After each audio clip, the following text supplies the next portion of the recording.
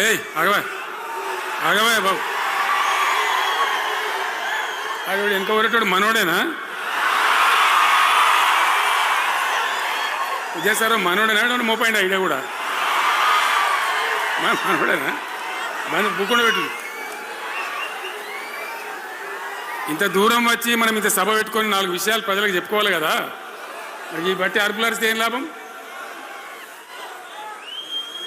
So అట్లా జీవన్ రెడ్డి గారు తన రాజకీయ ప్రస్థానాన్ని ఒక సమితి ప్రెసిడెంట్గా ప్రారంభించి ప్రజా సమస్యల మీద పోరాటం చేసి సివిల్ లిబర్టీస్లో కూడా అడ్వకేట్గా నాడు ఎంతోమందికి పౌర హక్కుల సంఘానికి కూడా మద్దతు ఇచ్చి అచ్చమైన నికార్సైనటువంటి ప్రజా కార్యకర్త నిరూపించుకొని అంచెలంచెలుగా ఎదిగి ఇంతకుముందే ఆయన చెప్పినట్టుగా అనేకమైనటువంటి పదవులు ఆయన చూసినాడు.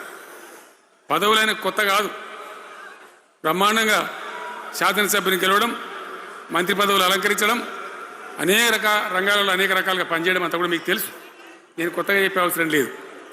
నేను ఒక్కటే మాట మీకు మనవి చేస్తా ఉన్నా. జీవన్ రెడ్డి గారు నేను మొన్న కలిసినప్పుడు ఒక మాట అనుకున్నాం. మేము ఎట్లా ముందుకు పనిచేద్దాం ఏంది మేము ఇద్దరు మూలకోలం అనుకొని ఒక కుటుంబంలో అన్నదమ్ములాగా పనిచేద్దామని చెప్పిన నేను. ఇంత ప్రేమగా అంటే మనం కుటుంబంలాగా ఈ పార్టీకి బ్రహ్మాండమైన ఒక పిల్లర్స్ లాగా పనిచేసి ముందుకు తీసుకొని పోదామని చెప్పి నేను చెప్పడం జరిగింది.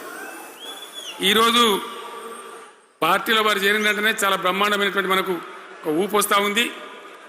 నేను జీవన్ రెడ్డి గారిని కోరుతా ఉన్నా, జగిత్యాల మందం కాదు, జగిత్యాల జిల్లా కాదు, పాత కరీంనగర్ జిల్లా కాదు, మీరు ఆదిలాబాద్ చూడాలి, నిజామాబాద్ చూడాలి, పరిసర జిల్లాలు చూడాలి.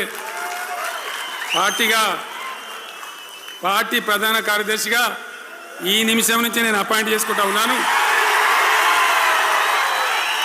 బ్రహ్మాండంగా ఈ ప్రాంతం అంతా కూడా మీ సేవలు అవసరం ఉన్నాయి పార్టీకి.